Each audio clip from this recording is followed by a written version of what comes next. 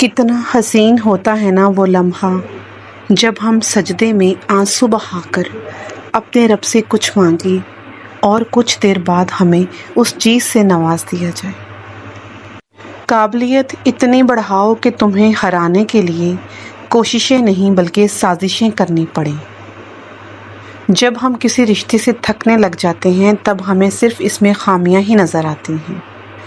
عمر اور زندگی میں کیا فرق ہے؟ بہت ہی خوبصورت جواب۔ جو اپنوں کے بنا گزرے وہ عمر اور جو اپنوں کے ساتھ گزرے وہ زندگی کہلاتی ہے۔ سوچ اچھی ہونی چاہیے کیونکہ نظر کا علاج ممکن ہے لیکن نظریے کا علاج ممکن نہیں۔ زندگی وہ واحد پودا ہوا کرتا ہے جس کا بیج زمین کے اوپر اور پھل زمین کے نیچے ملتا ہے۔ جس نے سکھ میں اللہ کا شکر ادا کیا تو اس نے دکھوں میں بھی اللہ کو اپنے بہت قریب پایا۔ جب آپ رب سے محبت کرتے ہیں تو رب صرف آپ کے دل میں انہی لوگوں کو بسنے دیتا ہے جو آپ کی محبت کے اہل ہوتے ہیں۔ کبھی کبھی الفاظ سے کہیں زیادہ دوسرے کی خاموشی تکلیف دہ ہوتی ہے۔ اکثر قصور ہمارے لفظوں کا ہوتا ہے، ہمارے رویوں کا ہوتا ہے جو دوسرے لوگوں کو ہم سے دور کر دیتا ہے۔ صبر والے سکون میں رہا کرتے ہیں کیونکہ انہیں معلوم ہے کہ اللہ صبر کرنے والوں کو پسند کرتا ہے۔ لوگ جب آپ سے پوچھتے ہیں کہ آپ کیا کام کرتے ہیں اصل میں وہ یہ حساب لگا رہے ہوتے ہیں کہ آپ کتنی عزت کے مستحق ہیں ان کی نگاہوں میں۔ جب نگاہ ستاروں پہ ہو تم راستے کی گرد کی پرواہ نہیں کیا کرتے۔ اپنے عزم کو بلند رکھیے۔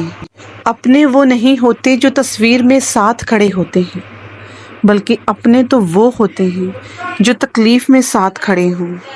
کسی نے پوچھا کہ اپنا کون ہے اور کون اپنا نہیں ہے؟ جواب آیا، اگر وقت اپنا ہے تو سب اپنے ہیں لیکن اگر وقت اپنا نہیں تو کوئی بھی اپنا نہیں ہوتا۔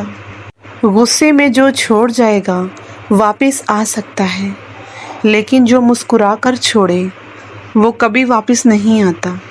تعلق ٹوٹ جائے جب محبت روٹھ جائے جب تو پھر رسم دعا کیسی، ملن کی التجا کیسی۔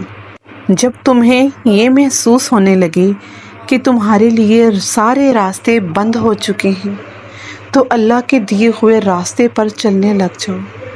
جھانکنے کی صحیح جگہ اپنا گرابان ہوا کرتا ہے اور رہنے کی صحیح جگہ اوقات سے بڑھ کر کوئی نہیں۔